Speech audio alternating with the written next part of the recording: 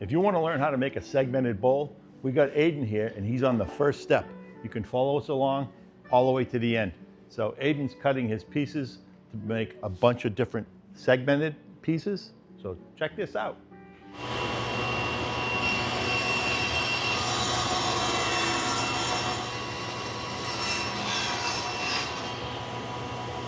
When you start this, you should be right here with your hand like that, okay?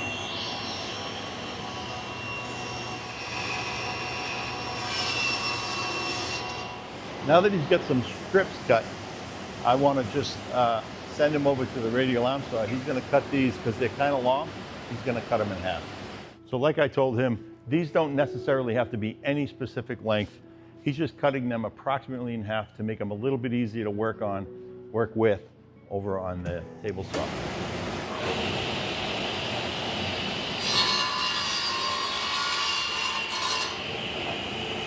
Okay, so now he's got plenty of material to work with. We're gonna go over to the table saw and you'll see how that's set up. Okay, so on our table saw, we have our original throat plate, but I've made a different throat plate for this particular job. It's got a little ramp on it. The pieces will tend to slide off away from the blade. So we're gonna replace that first. So take out the throat plate and we're gonna reach down in and we're gonna remove the riving knife in this case, okay? We don't need the riving knife in place. So we'll close that back and we'll put this throat plate in its place. So now as we cut our pieces, the pieces will slide off. Now this jig here is the key to the whole segmented bowl. And this has been set up for our 12 segments. It's a 15-degree angle. Right here we have different what they call wedgies that we've created. We actually created these on our own CNC machine and we painted them. You can buy them, but we did it myself. And then this goes in between these two so that one piece is gonna go up against here and get cut, the other piece is gonna go here, and we're gonna go back and forth to create the segments that we're about to do.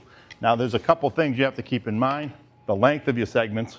So we have another little jig where we slide this and we lock it in place so that this is going to be our point that we go up against so that all the segments come out to the same length. Depending on where we clamp this, we'll have different diameter segmented pieces. All right, we can set it for smaller ones and all the way out to bigger ones. And we have some that we've already figured out over the years so we know exactly what diameter we're going to be dealing with. The other thing that we like to do, and that sometimes this is one thing I always forget to do, is we like to draw a line on the top of our piece, just like that. So you're gonna do that on all your pieces, Aiden. What this line does is it accounts for the blade not being perfectly square, okay? It's just like when we're jointing our pieces, we put an X on one side and an X on the other side. And when we joint them, we make sure that the X's are opposite. So when we put these segments together, we're gonna put one of these segments up with the line up, the next one with the line down, next one with the line up. So that way, if the blade is at all off, we'll get complementary angles and the piece will come out flat still, even if it was off. Even if we purposely put it off at an angle, we flip-flop the pieces and it'll come out flat. Hope that is clear enough for you. So stay tuned. So Aiden's about to make his first cut for his segmented bowl. Right now we have a square end. So before he even touches against his stop block, he's going to cut the end off just slightly to get the first angle.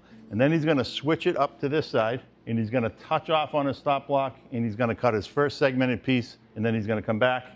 He's gonna bring it to this one. He's gonna touch off again, right in that same spot. I don't move this at all. This just comes over and just barely touches. Try to touch in the same spot too, wherever it is that you touch.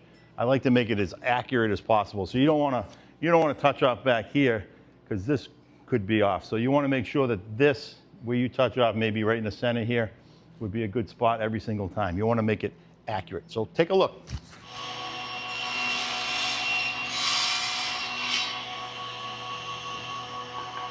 So just go nice and slow and deliberate and be careful, okay?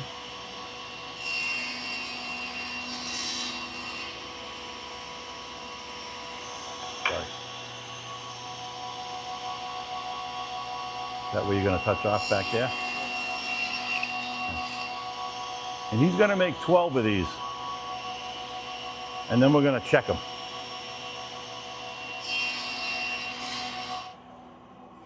Okay, so he just completed his first 12 segments. Let's see how they go together. And he's putting together his first segment. He's gonna flip-flop every other piece. He's got that line that's on all the pieces. Every other piece is gonna be no line, line, no line, line. And then we're gonna grab a rubber band. We're gonna take this together and we're gonna go around it. And we're gonna see how it looks. What do you think? Looks pretty good. Now, it doesn't look like he used the same kind of wood, but he did. This is all cherry. Some of it's hardwood, some of it's not hardwood, some of it's sapwood.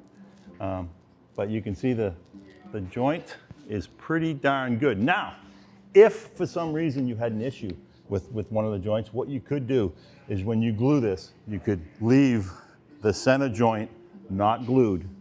Just glue all these and all these, clamp it together like you normally would, and then after that's dry, take it apart.